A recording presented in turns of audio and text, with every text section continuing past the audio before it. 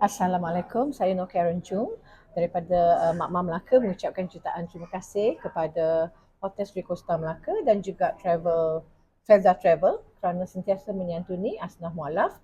Ini merupakan tahun yang ketiga dan hari ini merupakan kali yang kelima. Terima kasih. Okey, saya Amy Zain, pengurus Hotel Sri Costa. Sebenarnya saya ingin mengucapkan ribuan terima kasih kepada Puan Karen kerana sentiasa menyokong dan membawa daripada Persatuan MACMA iaitu Malaysian Chinese Muslim Association Melaka ke Hotel Sri Costa. Sebenarnya Hotel Sri Costa ni dia menganjurkan infak di mana kita dapat sumbangan daripada orang ramai dan juga individu dan juga berkumpulan. Untuk tahun ini, Hotel Sri Costa bertemakan aroma kampung.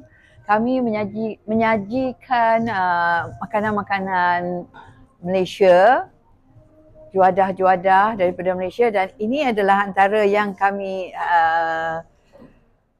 menyidangkan iaitu nasi putih, ni nasi mentega, tapi bertukar, yang tiap-tiap hari bertukar.